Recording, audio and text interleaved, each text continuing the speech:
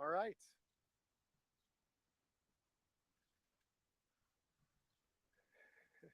Good morning, everyone, and thank you for joining us for this exciting announcement. My name is Matt Jones, and I'm the United Conservative candidate for Calgary Southeast. I'm here with my fellow UCP candidates, Josephine Pon, Jeremy Nixon, Jason Copping, Rebecca Schultz, Mohammed Yassin, Nicholas Milliken, Mike Ellis, Chris Davis, Tyler Shandro, Whitney Isaac, Astrid Kuhn, Pamela Rath, Inder Gruwal, Miles McDougall, Jason Dewan, Rick McIver, Amanpreet Singh Gill, and Mickey Amory. I've had the honor and privilege of representing Calgary Southeast from 2019 until today. And looking back, it's been a remarkable 4 years. When we took office, Alberta wasn't working and Albertans were struggling.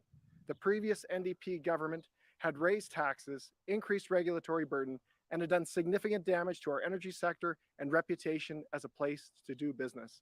Under the NDP, tens of thousands of Albertans lost their jobs. Investment dried up, and people were leaving Alberta to find opportunity and hope. In 2019, Albertans spoke. They had had enough of the failed and costly policies of the NDP. They wanted to restore the Alberta advantage and to move Alberta forward. Once in office, we did exactly what we said we would do, exactly what Albertans told us to do. We cut taxes. We got control of our spending and focused it on the priorities of Albertans. And we restored Alberta's reputation and Albertans' confidence in our great province. We've come a long way, but we're not done yet. We need to continue moving forward on reducing taxes to keep Alberta affordable.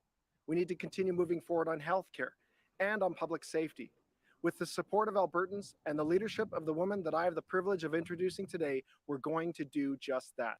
She's devoted her career to solving the challenges facing our province, to securing a stronger, more prosperous future, and she has put together the United Conservative team and policies we need to get there. It is my honor to introduce the leader of the United Conservative Party and the 18th Premier of Alberta. Please welcome Danielle Smith. Well, thanks so much. Good morning. Good morning, ladies and gentlemen. Thanks, Matt, for the kind introduction. Matt, of course, is our UCP candidate here in Calgary Southeast. It's in his role as minister, he's done a tremendous job addressing the affordability and cost of living concerns of Albertans. So thank you so much, Matt. I'm also honored to be joined by the rest of our fantastic team of Calgary UCP candidates who are united in our commitment to move Alberta forward.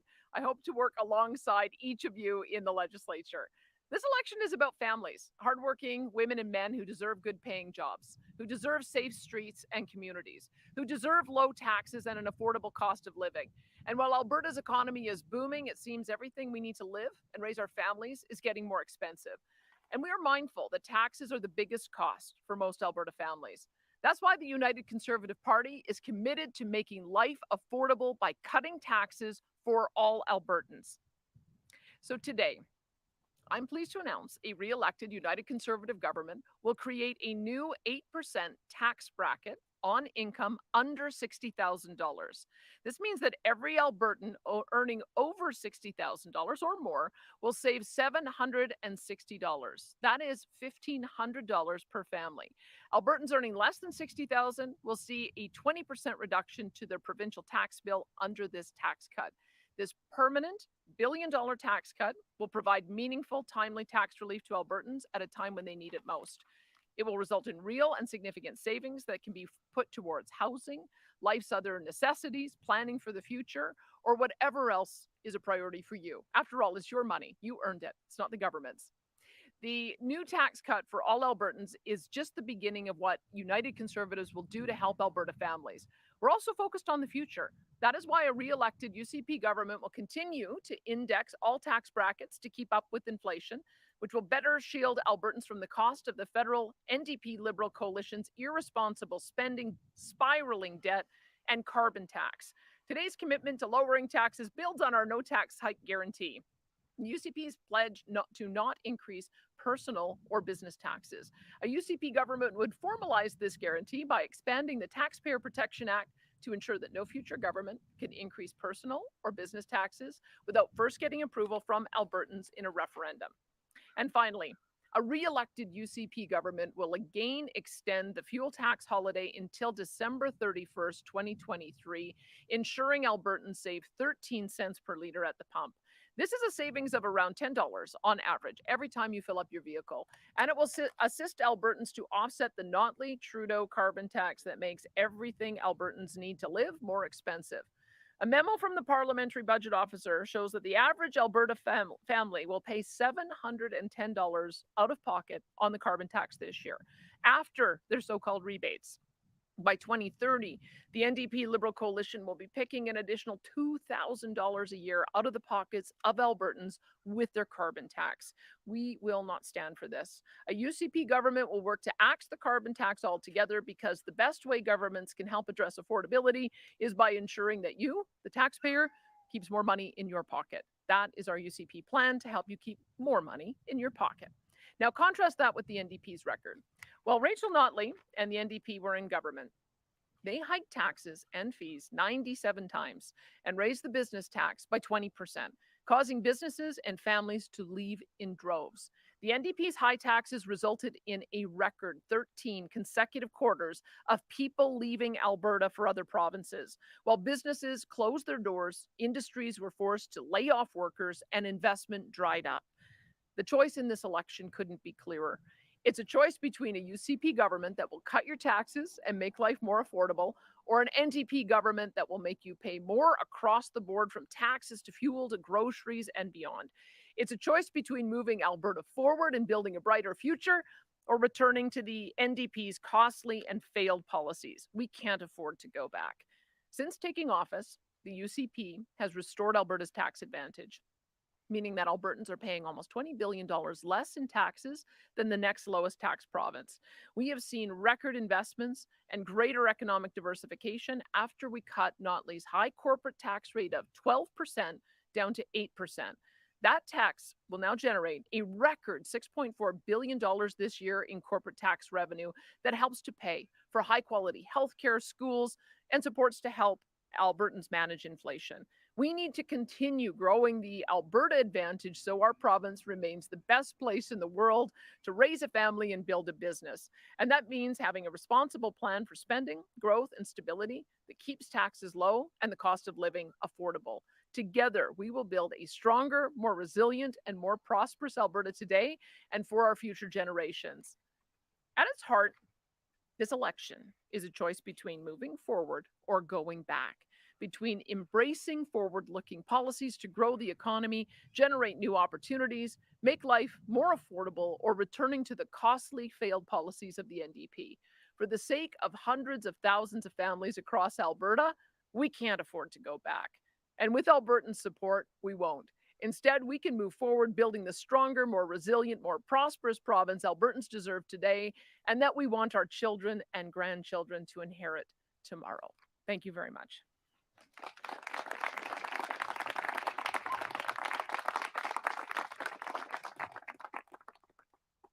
Thank you, Premier Smith, for your remarks. Introducing a new tax cut for all Albertans by creating a new 8% tax bracket on income under $60,000 is an important step forward. After 4 years of UCP leadership, Alberta is back, and the signs are all around us. Our economy is booming. We're seeing economic diversification at rates we've never seen before. Alberta is leading the way in the hydrogen technology. We had a record year for film and television productions, and our city is becoming a hub for tech, with several innovative companies choosing our city for their headquarters. We're making progress on healthcare by clearing the surgical backlog, decreasing wait times in emergency departments and for EMS, and we're investing in new hospitals. For Calgary, that will mean preparing to open the new Calgary Cancer Centre and planning a new hospital for North Calgary Airdrie. We've made too much progress to risk throwing it away with Rachel Notley and the NDP.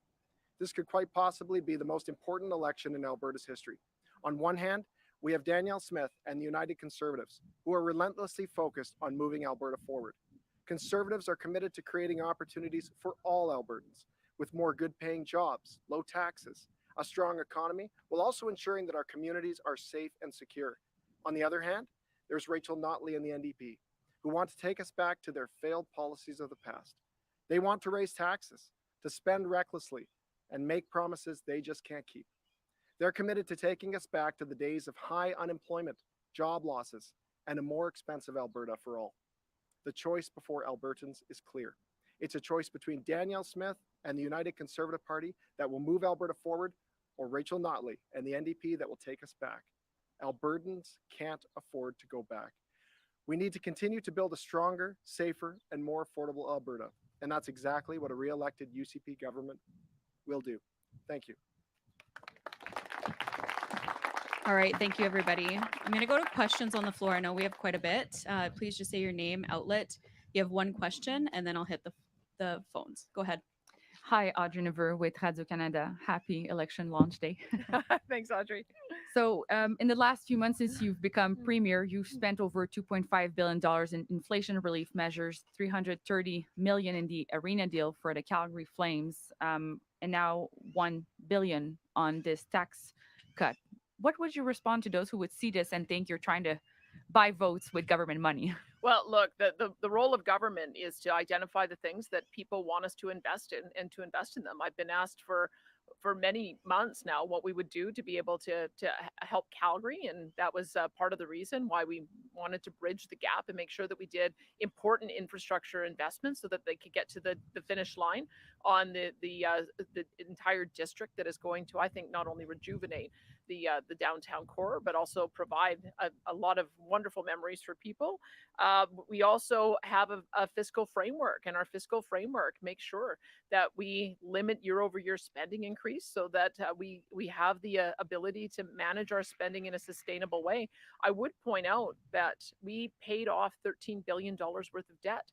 And in doing so, that saves $500 million in finance charges. I personally believe that when we save money in finance charges, that money should go back to Albertans. And that's what this tax cut is about.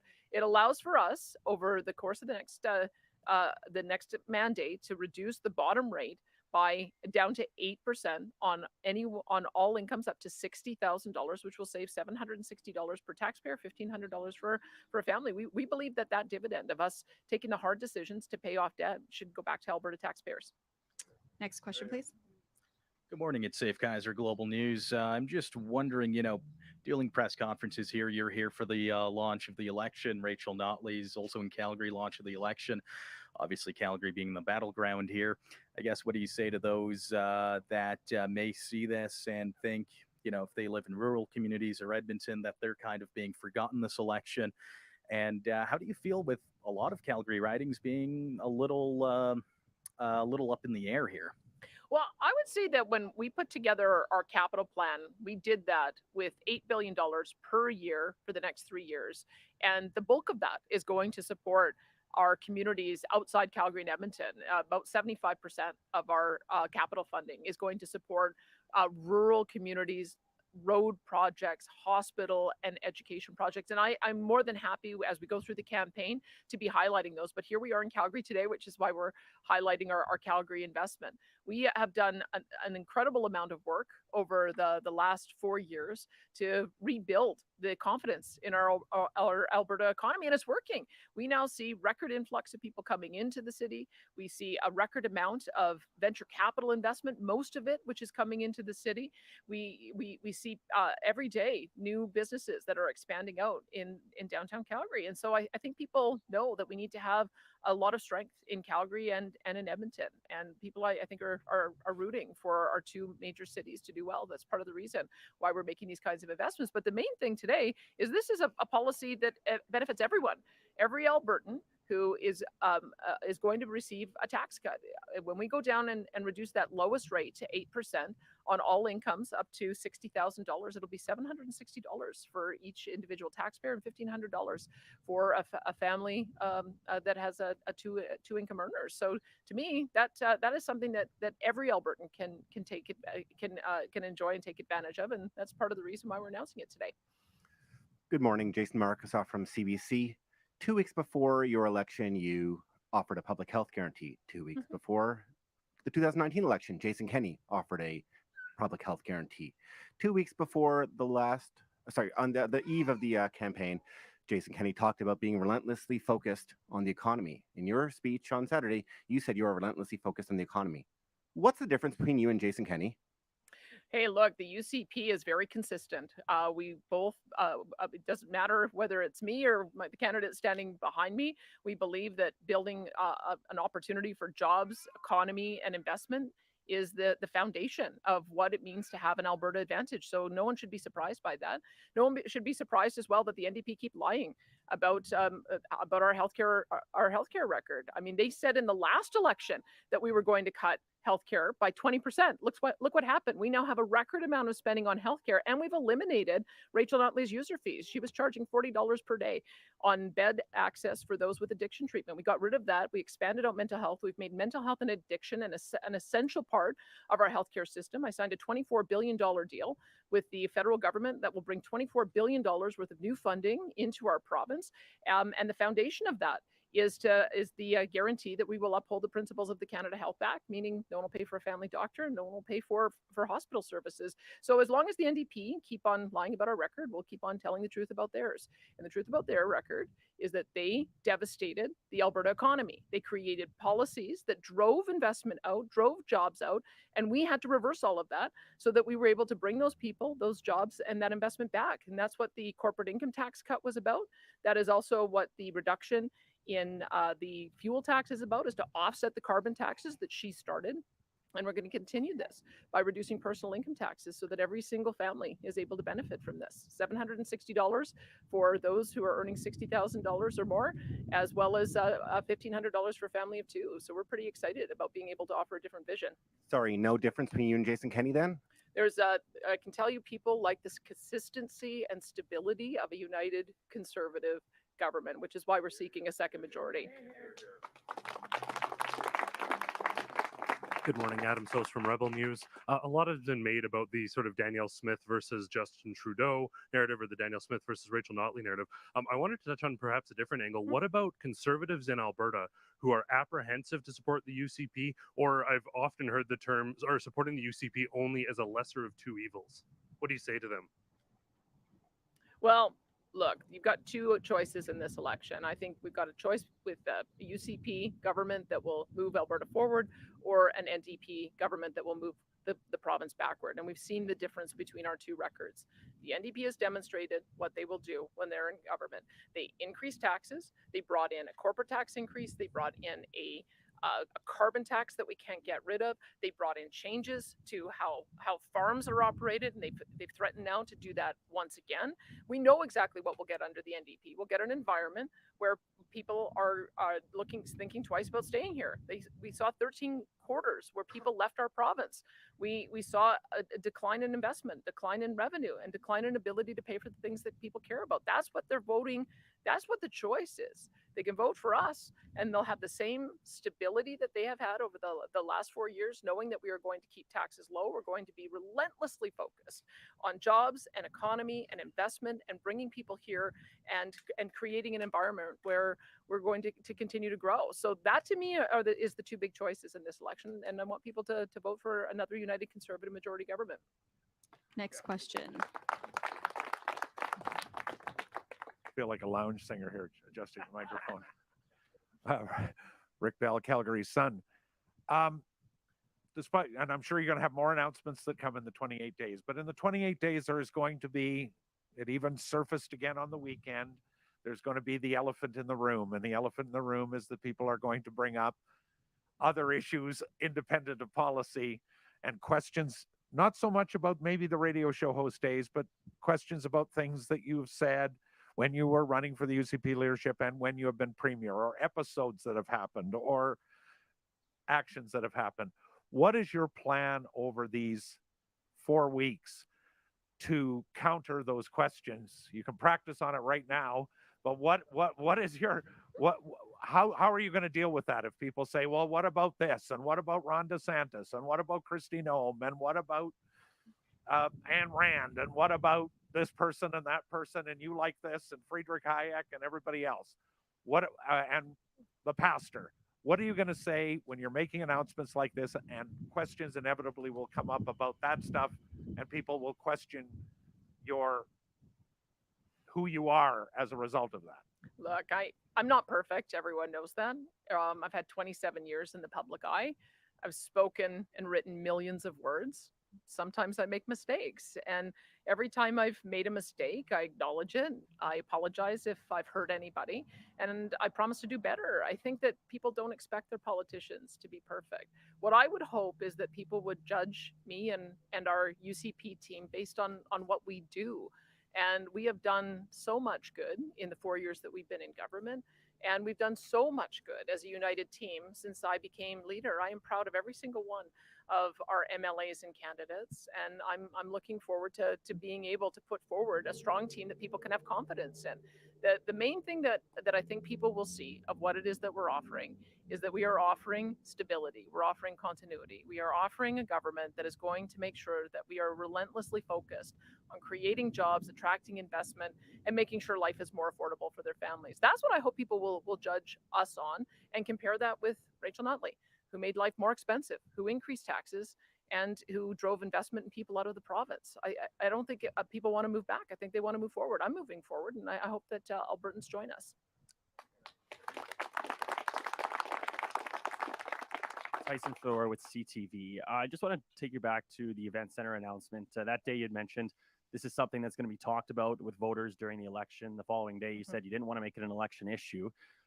How do you square that? Of course, there's a poll out this morning saying it's a very mixed signal here in this city. So how do you square that with voters, and what do you say to them on their doorsteps through this campaign on why this is beneficial for this city? Well, honestly, Rachel Notley surprised me by being opposed to the deal, because I was very supportive of the fact that the team and the city came together in a landmark deal that they've been working on for decades. I want to be very supportive of this council, and I found it amazing. There have been stories over the course of the weekend where every single council member was asked why they supported it, and they all had different reasons. But it comes down to is it's a good deal for Calgary. It's a good investment for Calgary. And it's going to change the lives of Calgarians, whether they enjoy sports or whether they want concerts or whether they're just going to enjoy the outdoor spaces, as well as the incredible opportunities that come from building out that district. So if you want the truth, I didn't anticipate it being a campaign issue, because I thought it was so obvious that whoever was running would want to support Calgary.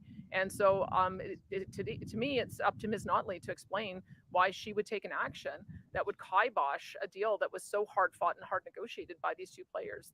Especially since what we put forward is very reasonable. We're going to be supporting the infrastructure development. We're going to be helping to support the community arena. And these are the kind of things that I believe Calgarians want us to invest in. So surprisingly, she's made it an election issue. To me, it's a slam dunk. She should just say she's going to support it.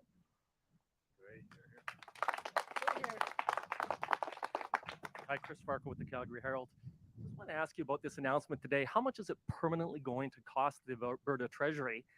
And then how are you going to pay for it? And I guess thirdly, what is this going to do to the very slim budget surpluses that you have coming forward in the next couple of years? So it's been costed out at, I believe, $1 billion. I think just under $1 billion. And one of the things that I would say is that just because you increase tax rates doesn't mean you increase tax revenue. We saw that with Rachel Notley's corporate income tax increase. She went from a 10% rate to a 12% rate. And if you look at what happened year after year after year, the amount of corporate income tax revenues declined. We reduced the corporate income tax rate from 12% down to 8%, sending a signal to the world we were open for business. And every single year, corporate tax revenues have increased to a point now where we have $6.4 billion in corporate tax revenue. So the tax cut paid for itself with growth.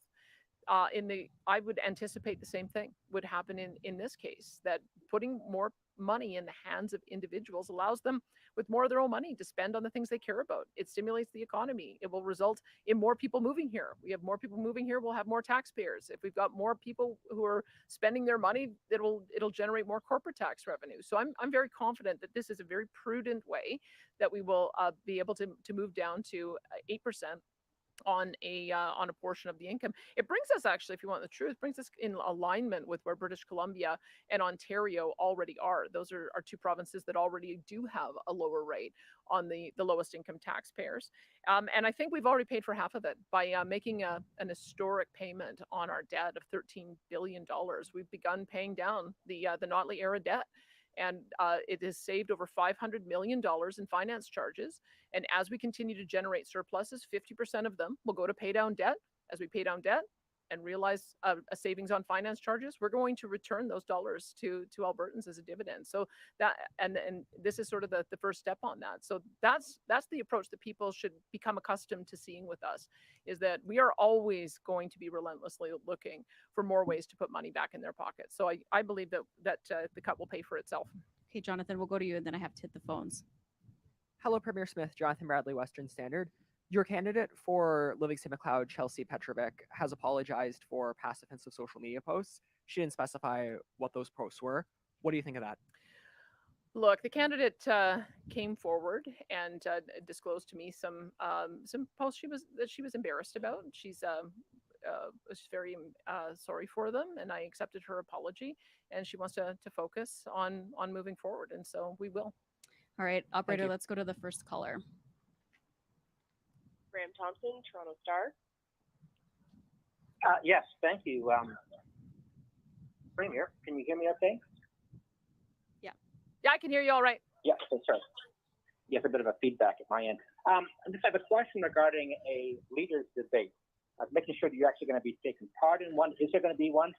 I ask because you have limited the ability of reporters to ask questions. They're allowed one question, no follow-up. And you and I have been around politics for a long time.